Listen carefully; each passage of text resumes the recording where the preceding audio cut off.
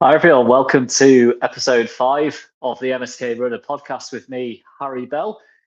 So in this episode, I'm going to talk about last weekend's Rome Marathon, which I did. And yeah, what a fantastic event it was and what an unbelievable experience. So yeah, that's like the first event of the year that I've successfully completed. So yeah, I basically spent from like just after Christmas onwards training for this. So it ended up being like a 12-week program. So everything I've done like this year so far has led up to the Rome Marathon, which took place last weekend. So yeah, I'm obviously, as you can see, I'm still alive. I'm still here. So yeah, I finished it, and I'm really happy with how it went. So I'll go into more detail in terms of like what happened. But yeah, before I kick off, massive thank you to all of you for listening to the podcast, for all your support, for all your messages. It really means a lot. I'm glad that some of you find it enjoyable to listen to.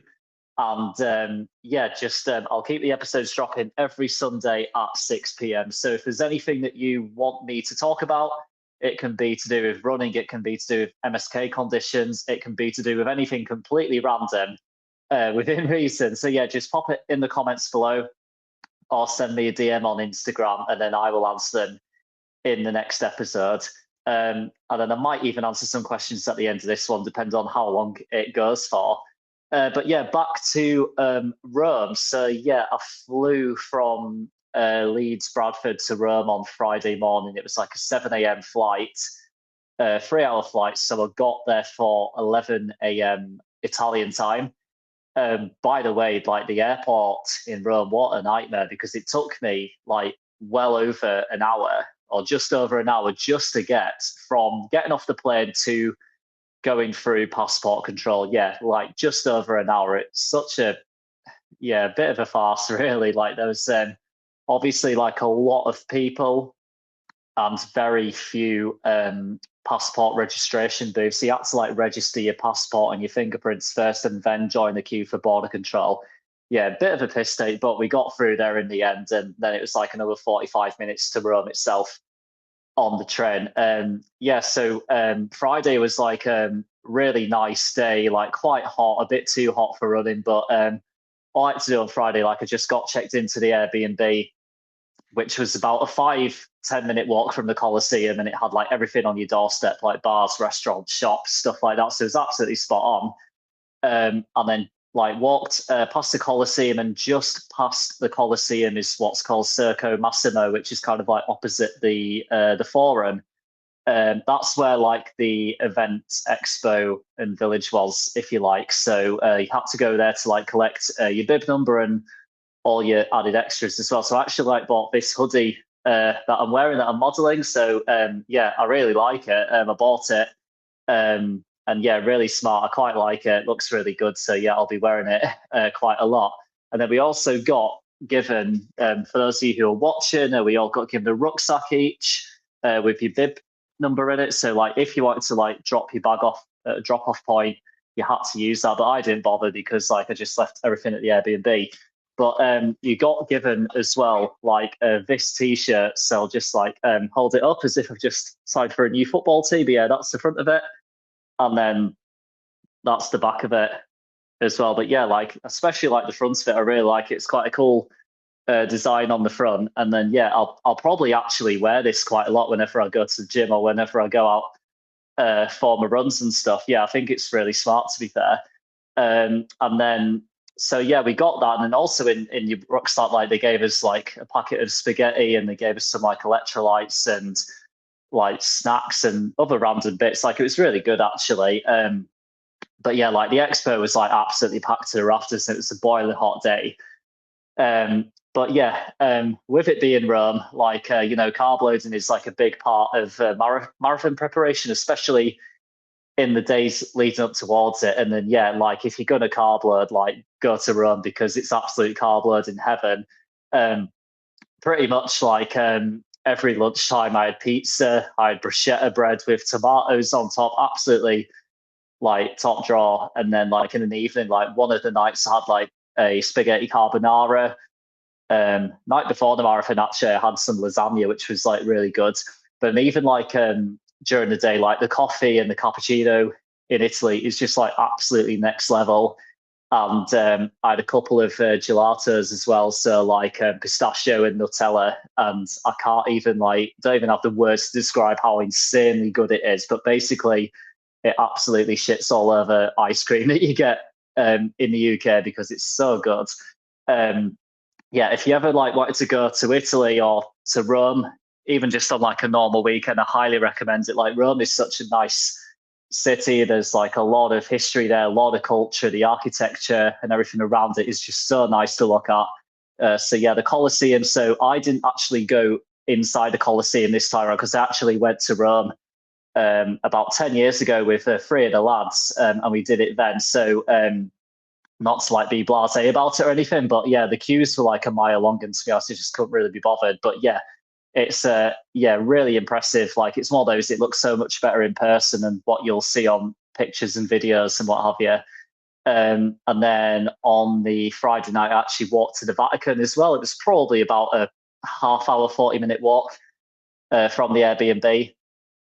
So yeah, the Vatican, again, when I went the first time around, me and my mates did go inside the Sistine Chapel, but I didn't do it this time around. But yeah, it was so good. And then Saturday, you've got like the Trevi Fountain as well, which is quite impressive to look at, but like full of tourists, as you can imagine, it's like really busy. And this was at like 9 o'clock in the morning as well.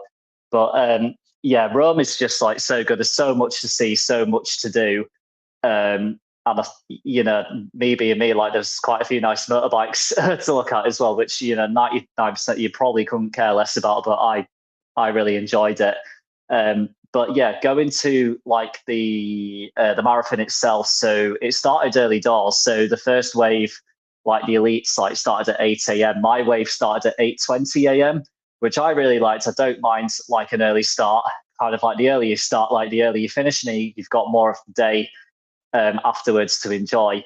When me and Max do Chicago Marathon in October, the start time's actually 7:30 a.m. So it's quite good to kind of like get used to those early starts. Because when I did Manchester last year, I think it was like I'm pretty sure it was like 10:30 or 20 to 11 by the time I started. So it's like a lot of waiting around, which is for me like the worst thing ever. But yeah, because Rome started at 8:20 for me, it was perfect, really. There wasn't really a lot of waiting around. You could just kind of like get on with it, really. So yeah, really liked that.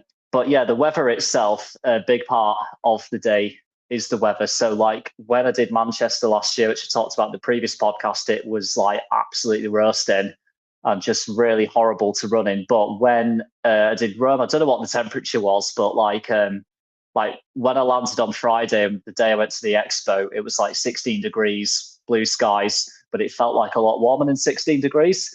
But then like on the marathon day itself, it was kind of like an overcast day and it was spitting a little bit. So it's quite a cool day. But for me, like that's like the perfect conditions to go running. So yeah, it was ideal. And like I talked about in the previous episode about how like I put a lot of pressure on myself to get a certain time and to get a sub 4 hour, especially for Manchester. But for Rome this time around, I trained hard for it. Had a good training block, good program. But like honestly, like wasn't bothered about my time. Like it wasn't even like on my radar. I literally did just genuinely just go there to enjoy myself, and the time will just take care of itself. And that's exactly what I did. I'm just like getting the Strava up now, actually, just so I can like look at the run. But yeah, you started off like just past the Colosseum, like that's where the start was. And then you kind of like go a bit south and you go like up along the river, across the bridge, and then about 12K in, you run right towards the front of the Vatican, and then you turn right, and then you keep going a bit further north, and then you end up going past the old Olympic Stadium, the Stadio Olimpico. So it's where like Roma and Lazio play their home matches, and you go past the rugby stadium where the Italy rugby team play and get their asses kicked in Six Nations every week. Not that I'm that interested in rugby, but anyway, that's the case. And then yeah, the actual course itself, like I would say about like 95% of it was like roads and paths, but then some of it was like cobbled streets as well, particularly like the last sort of like 5K. And because on the Saturday night it had actually rained overnight, so on the cobbled bits, it was like really slippery and you kind of like Bambi on ice. You had to kind of like take care a little bit. But yeah, like started the marathon 8:20 a.m. and yeah, just all the way from start to finish, like the crowds of people like lining the streets. The atmosphere was just like absolutely incredible. Lots and lots of people everywhere you looked, and like on the front of your bib number, like you had your name on. So like even just like hearing like random people shouting my name, like was like a massive a pleasant surprise for like a really good boost as well. And then yeah, like what was also quite interesting is like on the front of your bib numbers, it had like the flag of your nationality. So obviously I had like the Union Jack next to my name. But what it made me realize like pretty quickly is that there were like lots and lots of people from all over the world taking part in the Rome Marathon. So I think like around 35,000 people ran the Rome Marathon. So like obviously there was like lots of Italian people there, but I saw like quite a lot of people from France, Germany, Spain, America, you name it, like lots of places all over the world all came to Rome to take part in this. It kind of brought everyone together, and the atmosphere and the vibes was just incredible, really. So yeah, like as I like touched on it, I kind of like gone off subject a little bit, but like as I touched on earlier, like I put a lot of pressure on myself to kind of like do a sub 4 hour when I did Manchester last year. This time around, like wasn't even remotely interested or taking any notice in the time. I kind of like obviously my watch like vibrated every time I passed 1 kilometer, so I kind of like was half aware of what my pace was, but I mainly just ran on feel. I definitely like have a tendency to set off too fast, but this time around I didn't. I genuinely like just took it really steady. So like the split for the first kilometer was 5 minutes 48 seconds, and then 5:33, then 5:22, and then I was kind of like sort of consistently between sort of 5 minutes 5 and 5 minutes 25 for the vast majority of it. So I would say like because I was like taking it like relatively steady, I would say like the first 30 kilometers of the marathon like genuinely felt like really okay and like not that difficult at all, to be honest with you. And I think that's just kind of comes with experience and just comes with like your training program and things like that. And definitely like not setting off too fast definitely helped. But then like the last 12K, so from like kilometer 30 onwards, like my legs did start to feel quite a bit heavy, but then kind of like mentally just kind of like, just like keep it going, like keep pushing, just try and maintain that pace. So yeah, I mean, like my slowest kilometer was, or my slowest split was actually the very first kilometer, but then like the last 3 kilometers were like 5:37, 5:44, 5:46. And I was quite pleased with that in a way, because quite often in previous marathons I've done, like my pace would like drop to above 6 minutes. So like this was like definitely the most consistent marathon I've run. And like when I finished it, like my legs felt like, quite sore, but in terms of like, cardiovascular fitness, like everything from like the waist upwards, I actually felt okay, to be fair. And that was like my 5th marathon, or 7 if you count the 2 ultras that I did last year. So I think, yeah, experience and kind of like knowing what to do and knowing what not to do, crucially, definitely helps in terms of like your training program, your preparation before and during the marathon. So like at the end of it, the time that I got was like the chip time was 3 hours, 51 minutes, 39 seconds, which, yeah, I was really pleased with. I mean, I definitely can't grumble at like a sub 4, because like it's weird how like less than a year ago I was like proper stressing out about trying to get a sub 4, and now like I just kind of like I'm at the point where I'm sort of like doing it without putting any pressure on myself whatsoever, because like it takes care of itself with all the preparation that you do with your training and your nutrition, and definitely your recovery as well. I think it makes a massive difference, just for like injury prevention, and then like not feeling as fatigued going forwards. But yeah, like I say, 3:51:39 was my official time. So when I did Manchester Marathon last year in April, and then also Loch Ness in September last year. So Manchester, Loch Ness, and Rome all three of those marathons that I did, my times were all within 60 seconds of each other. So I'm quite, pleased with that consistency. And I was about 11 minutes like off the PB, which I got in York last year. But my objective for Rome Marathon, one was to first and foremost like reach the finish line and complete it, but secondly, just enjoy it.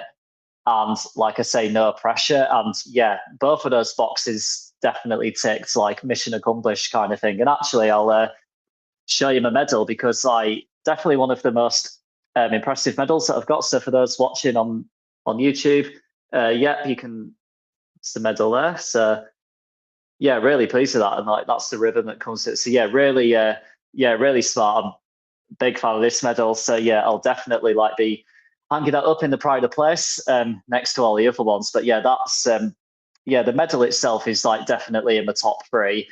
In terms of like marathons itself, like the Rome Marathon is definitely like the most enjoyable one I've done.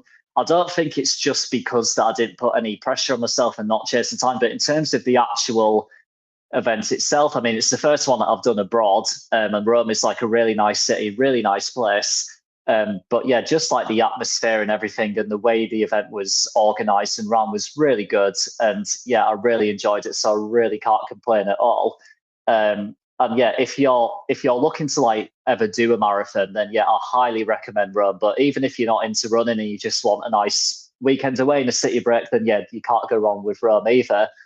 And then actually, Ryan asked me a question, on Instagram. How different was Rome Marathon to UK ones? Were certain things easier or harder? So Rome was like relatively flat in comparison to like Loch Ness, for example. I think like the cobbled streets in Rome, especially because it had like rained overnight, made it a little bit trickier. But I wouldn't say it was like necessarily any easier or more difficult than any like UK ones that I did. But in terms of like how different was Rome? Like I think definitely kind of like a more diverse group in terms of like people of like loads of different nationalities did Rome. Whereas I would say that probably like when I did York, Manchester, and Loch Ness last year, it was like probably, I don't know, I'm just guessing, but probably like sort of 85-90% of people were from the UK. So there was like more people from all over the world in Rome, if that makes sense. So that was a bit of a difference. But I don't really, in terms of like running itself and performance wise, I don't think it was like any different really. But I think it's quite good to do like an event, whether it's a marathon, whether it's a high rocks or anything else, like doing it abroad and then kind of like tie it in with a holiday is like definitely just like gives you something to look forward to. And it means like you can kind of like enjoy the rest of your weekend really, and have a bit of a holiday, the mini break like before and afterwards as well. So I think Rome is like, I can't really justify it with words, but it's such a brilliant place. Like if you've never been to Rome, I'd highly recommend going, whether it's like I say, just for a city break, whether it's to do a marathon. But I wouldn't necessarily say it was any easier or more difficult than any like UK ones that I did. But cheers for your question, Ryan. And I'll answer some more in a minute, actually. But so that's like Rome Marathon done. Like I say, probably like a 9 out of 10, to be honest with you, in terms of like kind of like the way the event was organized, the way it was executed, the atmosphere, the vibes, the crowds on the street, and then obviously like the scenery as well. Every like street and roads that you turned down was just like, completely different. And I thoroughly enjoyed it, absolutely buzzing to have done it and to have completed it. And like I say, if anyone's looking to do a marathon and not quite sure which one to do, I highly recommend Rome. And actually, like Rome's one of the ones where you don't even need to enter a ballot. You literally just go online, add it to your basket, and jobs are good. And I can't even remember how much it was. I want to say, because I booked it like ages ago, I want to say it was like roughly 130 quid, give or take. But I think you get like a lot for your money, especially with like the bag and the t-shirt and all the bits that you got with it as well. 100% worth it. Like if you do Rome Marathon, you'll definitely not regret it. So kind of like going forwards, So we're at the end of March now. I have very stupidly and foolishly entered a High Rock Singles, which is in Cardiff. I'm doing it on Friday, the 1st of May. So we're talking like 5 weeks' time. So I've got a very short window of time to train for that.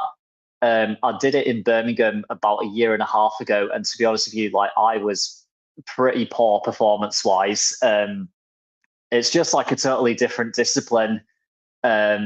In terms of like what I'm used to doing. And but yeah, hopefully like this 5-week training block that I'm going to start this weekend, hopefully it'll go like a lot better than last time, and hopefully like learn from it, and then hopefully it'll just go a lot better come race day. But yeah, I've got 5 weeks to train for High Rocks in Cardiff, which is at the Principality Stadium actually. So yeah, that should be pretty cool.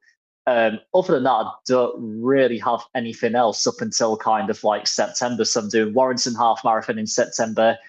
And then in October, I'm doing the Chicago Marathon with Max. And then a couple of weeks later, I'm doing the Valencia Half. So yeah, I'll probably end up doing some more bits in between. But yeah, like, we're at the end of the March now, and I've spent the first like quarter of the year like training and preparing for Rome Marathon. I've done Rome Marathon and yeah, absolutely loved it. So yeah, really pleased with that.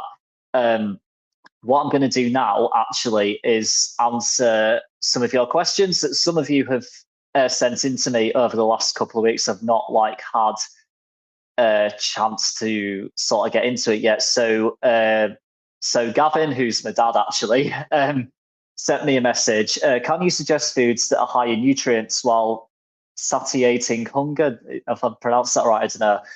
Promoting fullness and being relatively low in calories. If you could be specific, it would be helpful. Breakfast, lunch, even meal, and beer brands. Enjoying the pod, keep it coming. So thanks very much. So yeah, that's quite a good, interesting question. Very complex. In terms of like beer brands, by the way, I forgot to say the beer in Rome and Italy absolutely class as well. So like Peroni in Rome just slaps in comparison to what you get over here in the UK. So but yeah, over in the UK, definitely like Guinness is the best beer, full of iron as well. You can get some shit Guinnesses as well if they've either like not served it properly or they've not cleaned the pipes properly. I do sound like a bit of a snob when I say that, but it is true. But yeah, if you wanted to keep it like low in calories, then yeah, get like an alcohol-free beer, because some of them, including like Guinness Zero, for example, are actually really nice, to be fair. But yeah, in terms of like high in nutrients, promoting fullness and being relatively low in calories, obviously like high protein foods are really good because they do like help you feel fuller for longer, if that makes sense. And also they promote like growth and repair of your muscles, and then just kind of like more amino acids as well. Protein wise, I think like, you kind of your bog standard ones that, a lot of people will eat chicken. You can also get it from fish, from like tuna and salmon, for example. Turkey actually has higher protein content than chicken, but the problem is that turkey's like really dry. It's all about just, there's not like a one size fits all answer, but just finding foods that you enjoy eating and kind of like mix it up a bit so you don't get bored and fed up of it as well. But yeah, definitely like, you want to just get your right mixture of carbohydrates and proteins and fats and all your micronutrients, like all your different vitamins and minerals as well. I mean, if you're wanting something like filling, then like, yeah, definitely like up your protein intake is what I would suggest as like a sort of roundabout one size fits all answer. But yeah, definitely like don't neglect your carbohydrates as well either. But yeah, I think typical example, I think like good breakfast, like poached egg or avocado on toast is a pretty good one. You could have like chicken and rice or tuna and rice for your lunch, for example, which is quite easy to prepare. And then I think, something like salmon with like potatoes and veg is like really nice as well. I kind of enjoy them, just like add a bit of flavor to it. As well, so you can add like paprika and things like that, which you're not really adding calories to it, but you're just like making it taste a bit nicer as well, make it a bit more enjoyable. But yeah, just kind of like I said, there's no like one size fits all answer when it comes to food and nutrition, but kind of just like get your get your macros in, get your micros in, find what you enjoy eating. And then, if, like I say, in like a couple of episodes ago, if you wanted to lose weight or lose body fat, you need to be in a calorie deficit. If you want to like achieve hypertrophy, build muscle, you need to be in a calorie surplus, and then just kind of go from there. See what works for you, see what doesn't work. I can kind of like give basic nutrition advice, but I'm not a dietitian, so I'm not gonna write any diet plans for anybody. But yeah, just kind of common sense, really. Just like, don't eat food that tastes like shit because it's not sustainable. Just eat what you enjoy eating, keep everything in moderation, and you're on to a winner. Right, we're going to go back to Ryan now. Still not seen Ryan for what feels like forever, but I know you're back at work, so I'm looking forward to seeing you soon, pal, and congrats on the new job as well. Sure, you'll be like rolling it in now. So what are your biggest gripes when it comes to people training is the question. So for me, like there's quite a lot of things I see in the gym that kind of makes me think like, that's a bit weird, but it doesn't like affect me. So I don't really take no notice. So it doesn't like bother me, and I don't really like care. But I think kind of like basic gym etiquettes, like for example, when people like get a pair of dumbbells out, they do their sets, and then they just leave them lying around and they don't put their weights away. Just basic things like that, really. I think is like, if you can take your weights off the rack, there's literally no reason why you can't put them away again, especially like when someone's done like barbell deadlifts as well, and then they leave the plates out instead of putting them back. I just think little things like that, there's no reason why you can't put them back, and that kind of thing does annoy me, both when I'm working in the gym and also like when I'm using the gym and training myself.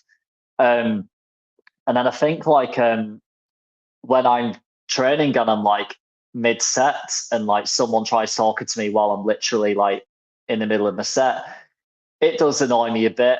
I kind of think to myself, like, just use your common sense and wait until I finish my set and put my weights down, and then yeah, feel free to talk to me. But yeah, kind of like without meaning to sort of sound antisocial, I go to the gym to train, so like I don't mind people saying all right to me and things like that, but at the same time I don't like want war and peace. Like I want to like make my time productive and get the best out of my session. But yeah, just little things like people coming up and chatting to me when I'm like literally in the middle of my set and when I've got my headphones on. It's kind of like, just use your common sense and wait for me to finish, and yeah, talk to me when I'm putting my weights away or what have you. But yeah, just little things like that, really. I couldn't really think of anything else kind of like gym or fitness related, but I could think of a few stuff kind of in like everyday life that you may not realize. I don't know if it bothers anybody else, but it certainly bothers me. So when I go to like a coffee shop, when I go to Costa, for example, and I'm looking up at the menu above the till, decided what I want to buy, and it's on like digital TV screens and it keeps changing over like every 30 seconds. So it'll be advertising like a matcha, for example, or something that tastes like soil. Whereas I'm kind of like thinking, what shall I have in my latte? But I can't decide because it's literally not showing it on the menu. I've got to wait for like what feels like an eternity, and then the person like behind the till is like saying like, next please, what would you like? And I'm kind of awkwardly stood there like, I don't know yet because I can't read your menu. So I'll think like, if the CEO of Costa is listening to this, please like have bog standard normal menus where it's all written on boards and not on digital screens, and it just makes life a little bit easier, in my opinion. Another thing is like people driving. So if I'm driving along the road and the person in front of me is driving 40 miles per hour in a 60 zone, driving like really, really slow, but then we get into a 30-mile-an-hour speed limit. So I slow down to do 30, obviously, so I'm not speeding, so I'm safe. But then the person in front of me who was doing 40 in the 60 zone continues to do 40 in the 30 zone. And I just think those people are just a different breed. And yeah, it baffles me. It doesn't make any sense. But yeah, it really just makes me think like, what the fuck is going on? And then a final thing I'll say, actually, it's not really relevant now, but around Christmas time, when you go on Instagram and you see couples post pictures of themselves wearing matching pajamas, and again, I each to their own, you do you, but yeah, I don't understand it. And yeah, in the words of Sean Dyche, it's utter work nonsense. So yeah, that's kind of like a roundabout answer to your question, Ryan. So yeah, cheers for that, even though a lot of my answers wasn't really fitness related. But yeah, I'm sure there's stuff that you can all think of, kind of like everyday things that kind of like get on your nerves. So yeah, let me know what they are. I'd be interested to see and hear what they are. What I'll wrap up with actually is like a couple of days ago. This is about the London Marathon, by the way. So like I applied for the ballot last year for this year's one, didn't get in. And it turns out that like a record 1.1 million people applied for the ballot. And obviously only around like 50,000 people got on or something. I think 55,000 took part in it in total, but like 50,000 through the main ballot. So a couple of days ago, according to the Guardian newspaper, there are talks or plans for the London Marathon to become like a 2-day event, so to happen on both the Saturday and the Sunday. And what that would mean is that 100,000 people can take part in it instead of just the 50,000. So yeah, that would be like incredible. Really, I'm all for that. So actually, like Sadiq Khan, the mayor of London, like his office has apparently like given that its backing. So a mayor of London spokesperson said London is the sporting capital of the world, and the mayor looks forward to working with London Marathon partners to consider if it might be possible to host an event that will run across 2 days next year in 2027. So yeah, please, please, please make that happen, because I really want to do the London Marathon, as I'm sure a lot of people do. But then the only problem with that is because they're effectively doubling the amount of people who will get accepted into the ballot. What that will do is like it'll just get my hopes up, and then I'll still get that dreaded email saying, sorry, not this time. And I'll be like, not good. But yeah, really hope I get into, like I've said on the previous episode, that I want to do like all of the marathon majors, but I especially want to do London. I'm really desperate to make that happen. So yeah, please, please, please increase London for a 2-day event, and yeah, just like pick my name out of the hat basically. So yeah, that's kind of it for today. Kind of like a summary of the Rome Marathon, amongst other things. But yeah, if you have any questions or anything you'd like me to talk about on future episodes, and please put it in the comments below or send me a DM on Instagram. If you'd like to sponsor the podcast, sponsor episodes, whether you're like a local business owner, it could be like, a joiners merchants, it can be a farm shop, it can be a gym, a sports brand, whatever it may be, get in touch and I'll promote your brand, promote your business, and then we can like have a great collaboration together going forwards. And yeah, finally, just like, again, thank you all for listening. Hope you all enjoy it. And please remember to like, in fact, on the subject of like and subscribe, I looked on my stats the other week on just for YouTube actually. So if I click on analytics now and just like wait for it to load, sod's law, it's not loads. But anyway, it was something like, out of everyone who's like listened to the podcasts, 70% of people who have listened to the podcast are not subscribers. So please, please, please subscribe. It literally takes 2 seconds to click on one button, subscribe to the podcast, like the episode, share it with your friends, and that's what will help it grow, and then just make it bigger and better in the long term. And yeah, got some exciting topics and subjects to talk about over the next few weeks, and then hopefully get some guests on as well and listen to their stories as well. So yeah, please like, subscribe and share. Thank you for listening. Thank you for watching. Thank you for your support. And I will see you again next time. Ciao.